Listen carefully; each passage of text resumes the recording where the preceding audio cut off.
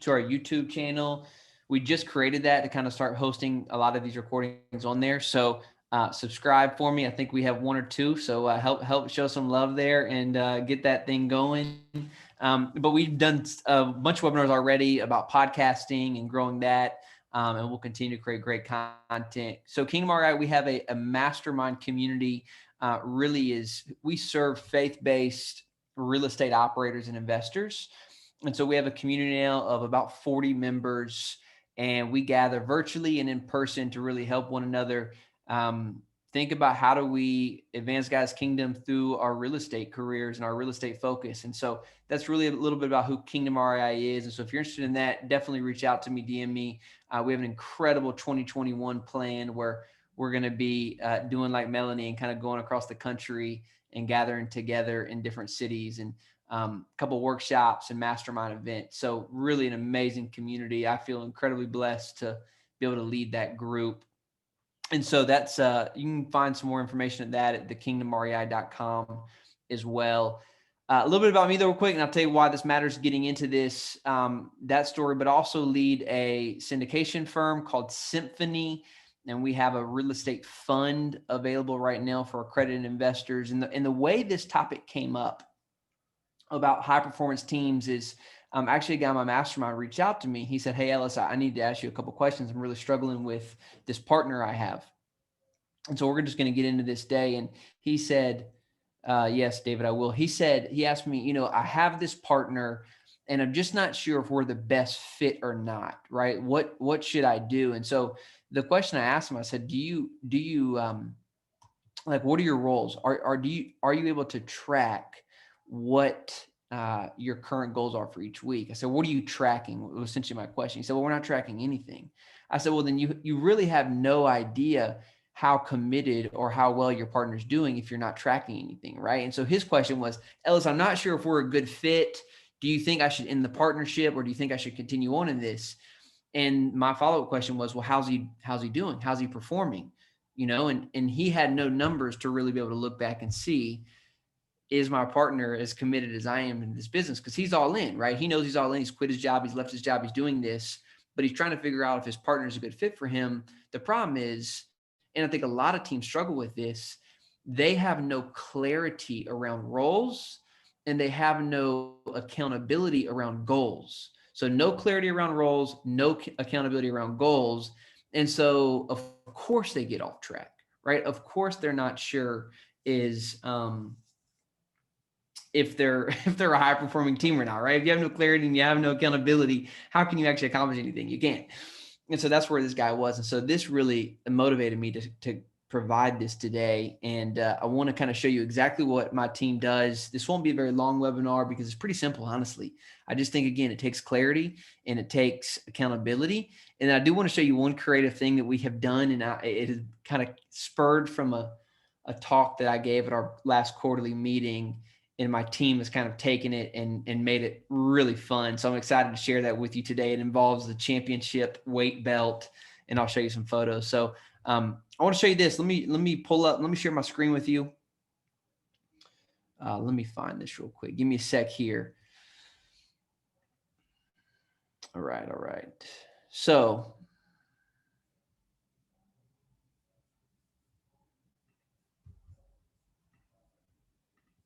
Bethany's with us. Awesome. Okay, so here is every single week. So we meet. So we're in the midst of COVID, and we're doing social distant meetings. Interesting enough, our entire syndication group, everyone. I'm the only one who does not have a W-2 in a sense, right? So everyone's working full-time jobs. We have a guy in the Navy. We have a guy who's a commercial underwriter. We have a guy who I'm not even really sure what he does actually, what his role is, but I'm the only one who's kind of really focused on full time. So this is super important to have a weekly time for us to be able to check in, have clear roles, a clear accountability, because we can get off track. So every week we meet, we do what we call a level 10 meeting. And this is, if you've read the book Traction, this is where that level 10 comes from. But I'll just walk you really quick through why I think this is so helpful. So at an overall standpoint, this is it. We meet at 7 o'clock sharp Wednesday night. So actually tonight, just a couple hours, we'll meet. We share good news, bad news, kind of business and personal. And typically that takes longer than 5 minutes, 10 or 15 minutes. And then we get into our level 10 meeting. And this is, I'll walk you through exactly what we do. We review our scorecard. And so before I get into the scorecard, let me show you one other thing, actually. This is what I wanted to show you about clear roles, right? And accountability around goals. So we know exactly, we have 4 people on our team, me, Jeremy, Bradley, and Keith. And so these are all partners or principals in my group Symphony. The difference between the guy who called me the other day and said, "Hey, I'm really struggling." And I said, "Well, tell me what your partner's roles are in the business." And he kind of like, "Well, he's doing this and he's kind of got this going on and he's kind of supposed to be in charge of making things go forward." And I just said, "Well, sorry, dude, I actually don't know. I still don't know what your partner does. You just talked for 2 minutes and I don't know what your partner does in your business because there's no clear roles around what he does." And so the first step, high performance teams, everyone knows what their roles are. Everyone has great clarity about this is what I do for the company. And so you can see here, I'm the capital raiser. These are I have weekly call targets, have quarterly raise targets. I'm in charge of sales and marketing. Keith is our deal sourcer. If deals stop coming into our pipeline, it's Keith's fault. He takes responsibility for it. Our deal analyzer. If we're not analyzing and making offers, it's Jeremy's fault because that's exactly what Jeremy does. And then Bradley he's kind of a Swiss Army knife. So he does a lot of things, but he's more of kind of the phase 2 type guy later down the road. So he'll have some more kind of clear things as well. So we know exactly what we do. Now we have an intern and his role, I'll show you in a minute, is phase 1 underwriting. He knows exactly what to do. He knows how many he should be looking at each week. And he has a clear target of he needs to hit these numbers in order to fulfill his responsibility or whatever. So clear roles are massive for high performance teams. And then we get in really quickly. And again, this is for me, by the way, let me go back to this role document. I'm a visionary, by the way. If you would ask me to put together this document or put together this spreadsheet, forget about it. What I love doing is this: hitting play on a webinar, giving John a call, right? Let's talk about real estate. I just am an idea guy. I love to move things forward. I love to get in front of people. I love to talk real estate. I love looking at deals. But when it comes to this type of stuff and putting this together and running these meetings, not me. So funny enough, I'm the one teaching this, but I am not the one running this. So I just want to make sure we're clear here. I know this is not my gift. And so if you don't have someone on your team who does this, then hire someone, right? So if you don't have someone, hold on, my mic's kind of switching up here. Uh-oh, my light's going out on me. Hold on. If you don't have someone who's running this on your team, hire someone. Literally, get someone who's a traction coach that can help you and your team begin to implement this, because this is that important, I believe. Thankfully, I have really smart guys on my team that are Six Sigma black belt folks and can run and operate this pretty well. So this is our scorecard. Again, it goes down to, I'm just showing you our real numbers, by the way. I hope that's okay. I hope that's okay with my partners anyways. So we know exactly what we're supposed to do every month. So you can see on our scorecard, my category, and we have quarterly goals. We need to raise this. We are looking for this much of capital per quarter because we know the type of deals we want to go buy. And so that we break that up. Our quarterly goal is 6 million or 1.8 million. So breaking that down per quarter, how many calls is that? How many investors is that? Right. And so for us, 1.8 is 36 investors. I think it's right. We're kind of averaging 50K an investor is what we've averaged that out to be. So every week I'm responsible that I've made enough calls to have 2 investors who've expressed enough interest to say, we're ready to invest with you folks. And so that's what that is. Capital partners, I'm in charge of every week finding other folks who have capital networks that can also bring capital to our deals so that we could grow and scale our business. And we're not just dependent on kind of one source, essentially my network of investors. Dom, who's our intern, he is in charge of pre-screening or doing phase one underwriting for our projects. And so his quarterly goal is to look at 180 deals. And so that means every single week, he needs to pre-screen 10, which essentially is just kind of, is it the right market? Is it the right number of units? And then if it checks those quick boxes, he goes through our phase one calculator. It's a really simple calculator to just, again, for Dom, we've already dialed in our calculator that if he types in the rent numbers, he can even click a button that says this is RUBS, that they're implementing RUBS, or they doing this, what with their units, they're billing, they have meters in the apartment. He can see all of that in the deck from the broker, and it will give him literally a green, red, or yellow number to show if we are in the range of what we would offer on that project and what the project is, what essentially their asking price is. And so Dom can really quickly, easily, I mean, literally anybody can do this phase one underwriting, but he's a pretty smart dude. So he's pretty good at it. But this should not be very difficult for an intern. So he knows his objectives. I need to put this through the calculator, kick out, should we move forward on this deal or not? And so that's what he does. And then Keith, again, is in charge of deal flow. So Keith needs to be making sure we're getting deals in, number one, right? So Keith is actually in charge of this 180. It's not Dom's responsibility to get 180 deals in. It's Keith's, but Dom is supposed to see that many. Keith also has this many, he's supposed to have this many combos. Jeremy's supposed to get, and then our phase two underwriting essentially is our more deep dive into the deal, and then into an LOI. So again, there's a lot of roles here, and this is for our real estate business. You may be thinking for a different business, but what I want to show you here is that we track this every single week.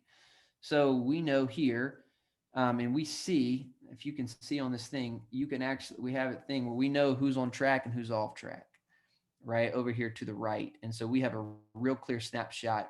Are we on track or not on that? And so we go through this, and then we make sure we know, here was a total actual, right? So every week we're doing this, and we know exactly if we're on pace. And so, for example, if my buddy would have called me and he would have had this, it would have been much more, I guess, easy for us to have a conversation of, hey man, this is a guy hitting his numbers. I don't know if he's committed because you guys aren't tracking anything. He probably has no idea if he's committed or not either, because he doesn't really have clear roles. So this helps us, especially as a team that most of our guys are not full-time in this business yet because we're still a young firm. It keeps everybody in their lane motivated because they have a specific target that they have to hold to each week. And that's how we do that. So I'm going to answer questions here in a minute if you have any, but I want to go over one more thing, because this is all good and this is how you keep track of things, but there's also like an X factor to, I think, high performing teams, is that there's something that's not measurable that people are doing that really takes kind of the average businesses and makes them excellent. And it's the things that no one sees and no one measures. And so we have found, I gave a talk this year at our last quarterly meeting, and I just said, listen, guys, we cannot control the level of difficulty that we are experiencing in the market. And if you've been in 2020 and you own and operate a business, the level of difficulty has increased. I mean, it doesn't matter what you're in, but especially if you're trying to do deals, it's more competitive. Things are expensive. It's been very difficult to get offers under contract. And so I just said, guys, we can't control the level of difficulty in 2020, but what we can control is our level of commitment. And so if the level of difficulty is going to increase and continue to increase, then our level of commitment must increase as well. And so we've taken that principle of like overcommit, 10x commitment, and we've made a game of it. And so you can see here at the bottom of this page, we have way to go, superstar, overcommitment, above and beyond. And so every week we just ask the question, hey, how'd you overcommit this week? And we'll score each other on how well we did. And so you can see, like, they gave me a 2, and then they gave me another 2.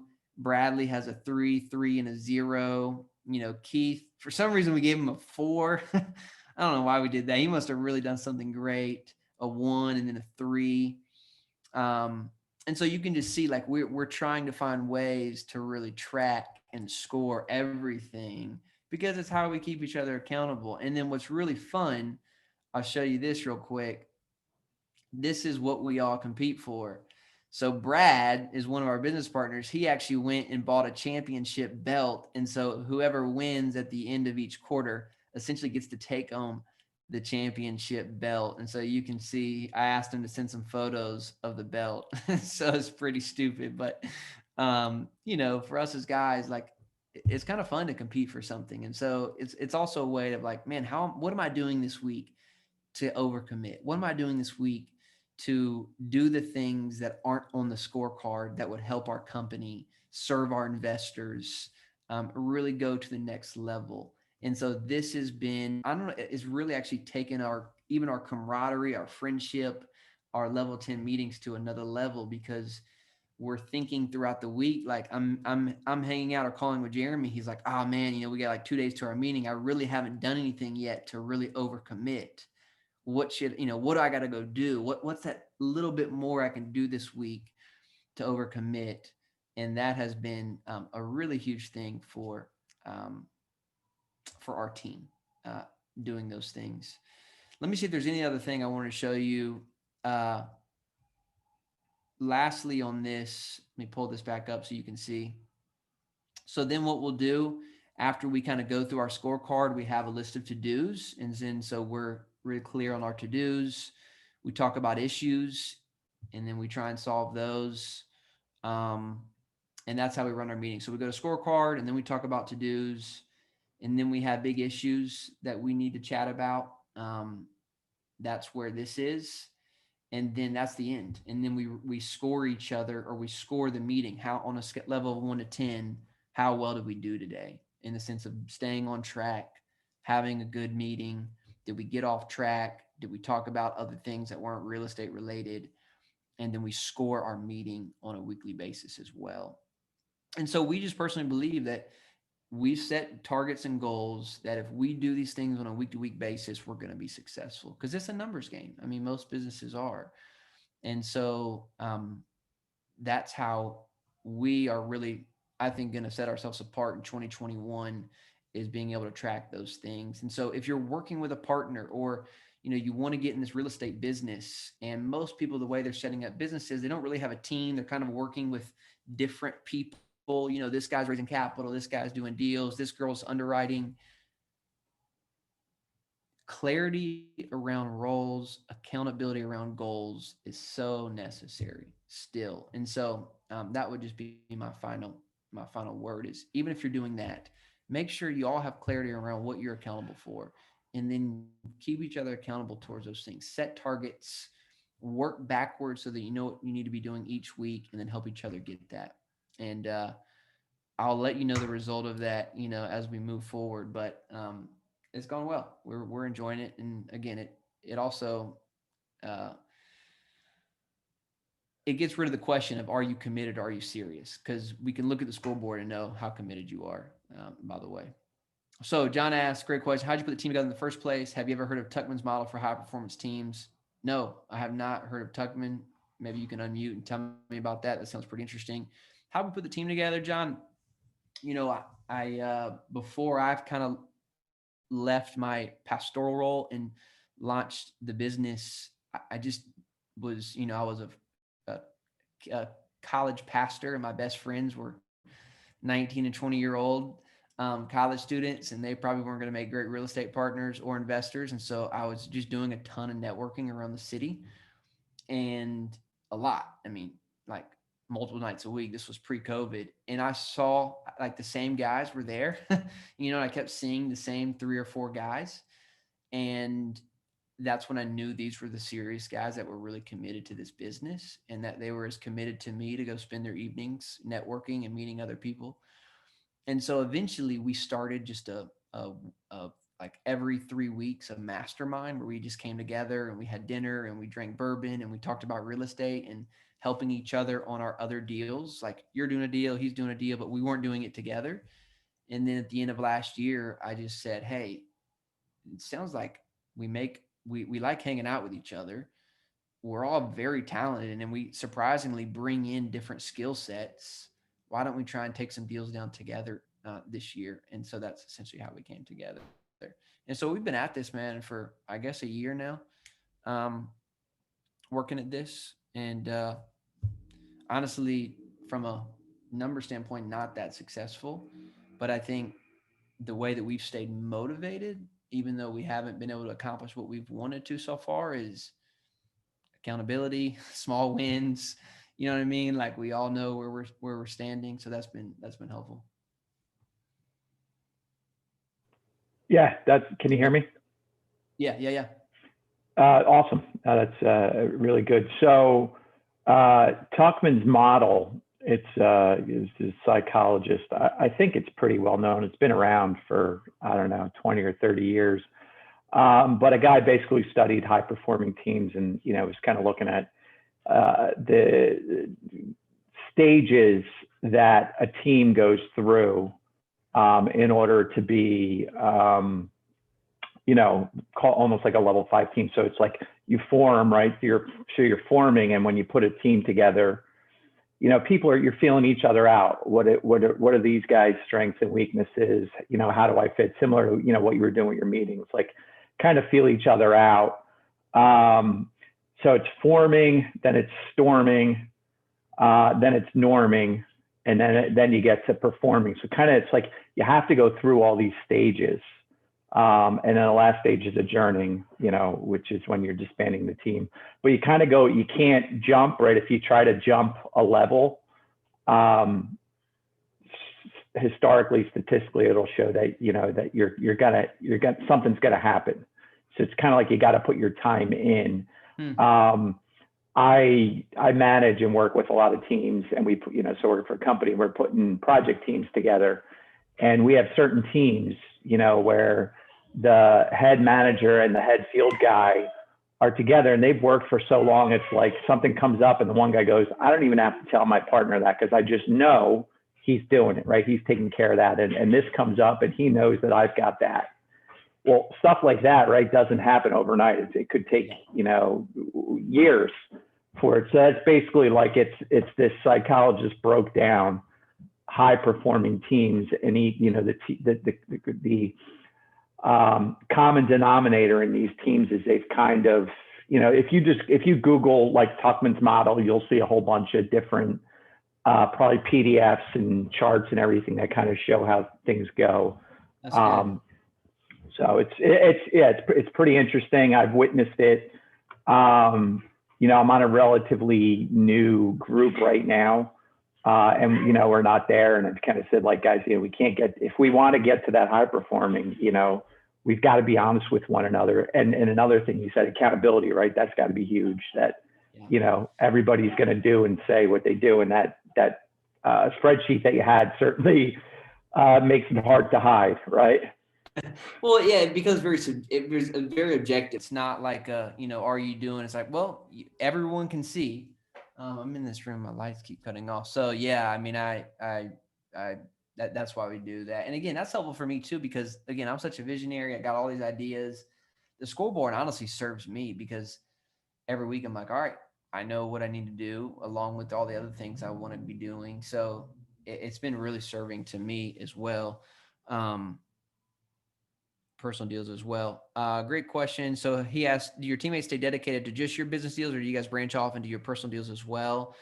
Great question. So actually we're doing, like, for example, one of my partners is doing his own mobile home park deal right now with his family. I have my own fund, which is actually a feeder fund into a group called Waymaker. So yeah, we still actually are doing some things separately, while we are focused on locating deals in the Arizona markets and the New Mexico markets. So to answer your question, yes, we are actually still doing things separately. The reason that we launched the fund this year was because I thought most of our offerings were going to be through Symphony, and we just haven't been able to do that. And so, I still have folks that want to be in real estate this year and invest in multifamily. And so the fund was kind of the opportunity to be able to provide that to my network at least. So yeah, we're still doing other things, and we're okay with that. So Melanie says she's my second subscriber. Thanks. Yeah, I should have at least 7 subscribers by the time this conference is done today. So thank you for that. Absolutely. I'll say, Welcome Bethany and Jeremy. Ellis, Any other I questions? don't know how, Go ahead, Melanie. I don't know how you advertise this. I don't even know where I saw it, but just know that this time on this day is Yona Weiss's meetup. So I think that could Is be it? why. Yeah, exactly. It Yeah, was you're 6 right. my time, but I don't know where you guys are. I didn't even think about that. You're right. I think did this is- compete with him in his challenge. Actually, is what I did. Look at that. I'm stealing away Yona's things. That's good. That's good. Thanks for sharing that. I don't know how much Yona and I actually share audiences too, though. But yeah, that's really good to. That's really good to know. Thank you for that. I can't Well, thanks hear, for being by the here. way. And I'm guessing I was more relevant, so I'm glad you're here. I just hadn't been, and I think Yona's is recorded. I'm not actually tonight. His was super interesting. He had a mobile home park 101. So it was, is it his? Or maybe I'm mixing up Zoom and 8. But anyway, whatever. I'm here. Yeah. No, that's it. Yeah. That's it, Melanie. The one mobile home one. Yeah. Yeah, mobile home park. Yeah, super interesting space. Still incredibly competitive as well right now as multifamily cap rates continue to compress. Mobile home parks are not getting any cheaper. So we're actually looking at 2, and we actually may have some mobile home park offerings in the new year, only because we have some local operators who are doing like finding deals off market through like mom and pop owners. And so that might create some great opportunities, but definitely. But again, like it's even chasing mobile home parks, like without some of these metrics in place, like I've seen what you got to do to go get off market. A lot of phone calls, a lot of follow-ups, right? Like it really, and I think for those, if you're going to go buy mobile home parks, it really pays to be local, because a lot of these mobile home park owners are mom and pop type folks. They don't really want to sell to someone who's in California, if they live in Indiana, for example. So, Jorge, any other questions, man? That was a good one. Anything else? No, and the reason why I asked that, just to clarify a little bit, I just wondered if there was like, because in a team with that unity and that dedication to each other, which is good that you guys actually like lay it out and lay out the roles and responsibilities. I was just wondering if if you branched off, if there was any type of form of resentment or anything like that, if it would lead to that because you're off kind of doing your thing and not putting in the effort into your team. You understand what I'm saying? Yeah, 100%. It's a where I great was at. question. It's a great question. I mean, that's why the scoreboard's helpful. Like, all right, this is what we think it takes to get deals done, and as long as people are holding that, we're good with that. And I think we realize too, like, especially right now, in building a multifamily syndication firm, yeah, especially early on, it just takes time. It's hard work. It's, and like John asked a question, the dynamics of me being the only one full time at this. I mean, I just don't think there'd be enough for them to do if they left their jobs also at the moment. Right. And so in some ways, like that, it works because we just don't have enough to do for everyone to be full time at this. I also, I have Kingdom REI, which is another for-profit business so that I'm running. And then I have this. So, we all kind of have, a different revenue, I guess, coming in besides this, that we don't just rely on this. I think that works. We're okay for that. And, in this essence, like we're friends, we're a community. We want to do more deals together. That's why we started this. But at the same time, like we're opportunistic at the same time and love being in this industry. And we're already doing this before we came into this. And so, we're okay to keep doing that. Like my partner who's in the mobile home park space, they've bought 3 deals this year. I love he's doing that. He's getting so much experience banging his head against mobile home park operations that like everything he's learning there, I think is going to really infuse into what we're doing, because if you can put all that together, the multifamily is easy because there's so many more build out operations in this space compared to mobile home parks. So, I think it's only serving our team, right? That he's out there doing that. So Appreciate it, Ellis. yeah, absolutely, man. And interesting enough, like this fund, because I'm the capital raiser for. I mean, I do like I have the network of investors both for any deals we do with Symphony and then our feeder fund. So I actually did go to my team and say, hey guys, thinking about launching this fund. I've been asked to launch this fund, and I think it's a great opportunity. And I just want to make sure that we're on the same page, right? That I'm still committed to what we're doing here, but here's a great opportunity that I don't think is going to take away from what we're doing. And so I was open. If they would have all been like, you know what, man, I just don't think so, then I would have probably said no to that. But they were like, hey, that sounds awesome. I love the people that you're going to get around. Seems like a great offering to investors. Do it. And so I went for it. So in some ways, there was that level of kind of vulnerability or even openness to receive feedback and, so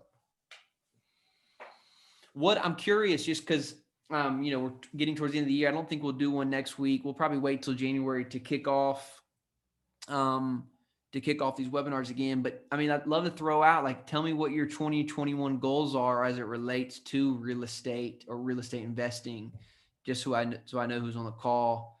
If that's from a passive standpoint or active, I'd love to hear kind of what you're expecting in 2021 realistically.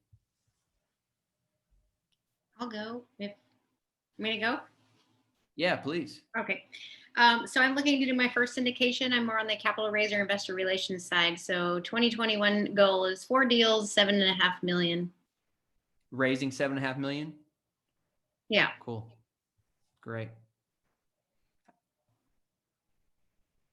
John said, GP, my first deal. John, we're gonna get you on that, man. All right, we're already gonna. That's easy, man. You need a new goal, bro. We're gonna hit that. You're gonna come in this next one, man. We'll be done with that Q1, bro.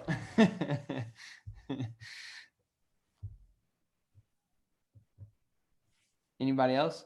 Jorge, we got any 2021 goals, man? Yeah. Actually, I'm looking to get into your Waymaker fund, so that'll be my first first fund, and then plan on getting involved in one more syndication in 2021 as well. Cool. Awesome, dude. Where do you live at? I'm in San Diego. Oh, how come we never met in person? Let's go. Where do you live? I'm in Escondido. But I work downtown. Dude, I'm in literally in East Village right now. We should definitely hang out when you're down here, man. You know where the clock tower is at? Mm-hmm. The clock tower is at by Petco Park, right next to you in East Village. I'm right there. That's where I work. Mm-hmm. Okay, cool. Yeah. Well, you have to walk to the dog park for lunch. I take my dog I got to walk my dog about 5 times a day. So there you go. You can meet me there, man. So for sure. Well, awesome, dude. Let's make sure we get connected. Sounds good. David, he says, got to spend some time thinking 2021 goals. David's part of our mastermind. Yeah, David, for sure. Hey, Melody, I'm curious. What is your, it sounds like your kind of focus is capital raising as well. Just curious to learn from you. What is, that's your lag goal, 7.5 million, for example. What are the things you're doing on a week-to-week basis to get in front of investors? How do you kind of, what are your lead measures in a sense to help you do that? Well, I should probably have better lead measures, but my goal isn't to have a quantity of investors. My goal is to have relationships and quality investors that reinvest. So I spend more time building relationships and spending time and having lunch, coffee, phone calls than I do just having a funnel. I mean, I have a YouTube channel. I'm learning how to work LinkedIn at the moment. And I don't necessarily have it all built out and how many people I need to talk to. And I know you want the metrics. I can tell. No, I think that's helpful. Yeah, you're really focused on kind of getting face-to-face, but I guess what I'm saying, most of that is probably still personal outreach from friends, family, personal networks at this point. Personal networks and referrals and professional networking outside of the cesspool of all of our real estate buddies. I'm focusing on trying to get into different groups. I've spent a lot of time working to find my partners and GPs and things. So I need to really branch out and find the people who don't know anything about real estate. Yeah. Are you just want to stay on the like capital side of things, or do you actually want to kind of operate? Do you plan to operate those deals in 2021 as well? Or do you just want to kind of like John, maybe come and attach to another team? So I'm in the dating phase right now of GPs. So I'll do a deal with, GPs that check out, and if I like them and we like each other, then yeah, one day maybe I'll have a partnership with a GP team. So at the moment, I'm potentially raising for a couple different teams and then see how that works out. But yeah, I have to be part of the GP for the SEC Awesome. laws. Great. So investor relations, marketing, I can do due diligence. I'm mobile, obviously. I plan to move wherever the property is, as long as I need to be there for it to stabilize. But I don't ever want to be attached to a location. I want to be location independent, so I can live anywhere in the world and work from a computer. So that's great. Well, it was great to meet you too. You said we should definitely stay connected, and if there are ways that we can help, or I can help make introductions, or even help vet, or if there's ways of partnering in 2021, we're definitely open to that for sure. Sure. Our kind of target is, so that you guys kind of know, at least with Symphony, we feel really confident kind of between the $3 and $10 million purchase price. And so we also think that's a way we can be competitive. We think anything above that right now, especially in our markets, is just so crazy competitive and hard to make sense of. So we think we can just be more competitive at that space. But if we can get good deal flow and we can do multiple deals, that's when we'd really be open to bringing in some other partners. So maybe there's a way to do some more things kind of later in 2021 together. Yeah. What are your markets? I guess everybody here, what markets do you shop in? That's a great question. Ours are primarily Tucson, Albuquerque. Anyone else? I'm focusing on Carolinas. Yeah, my focus has been Texas, Central Texas. That's why I moved to Austin and the Carolinas. But I'm actually, because I miss home, I'm from Utah. Not that I want to move back to Utah, but between Boise, Salt Lake, and Phoenix, and Tucson included in that, I'm really trying to learn some of the tertiary markets, like the Idaho Falls to Boise, and the St. George to the Salt Lake, and the Tucson to the Phoenix. Because I do think some of these big metros, love Austin, love Dallas, but yeah, just too many players, too much cap compression, and I think there's more opportunity in secondary, tertiary markets, and smaller properties. Unfortunately, I don't love the smaller properties door wise, but I think I'm going to open myself up to some of that, just unless I find a really great GP team that just has deal flow and it pencils out. But I'm super conservative. I'd rather do no deals than a bad deal any day. So I'm very picky. Yeah, for sure. Tough thing is though, like most markets, things are compressed. I mean, even in Tucson, even in Albuquerque, you're still running into a lot of that. But David, who's on this call, he's in Coeur d'Alene, which is also a very expensive market right now. Someone was telling me the housing prices in Coeur d'Alene recently. Holy cow. Yeah, I might have to, what is that little town north of Coeur d'Alene? It's tiny. There's only like 9,000 people. I don't even know. Sandpoint. That's like the next boom after Coeur d'Alene. I just don't do the cold very well, so I have to have a place to depart to. Coeur d'Alene, I think their seasons are too short for the sunshine. Well, look, everyone. This was thanks for joining tonight. Typically want to keep this about 45 minutes. So again, if there's anything that I can help accomplish those goals in 2021, please don't hesitate to reach out.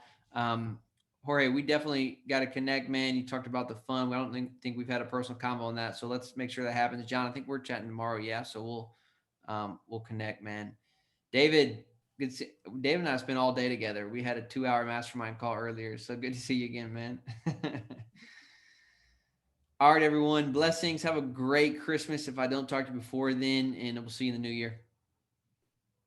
Merry Christmas. Ciao.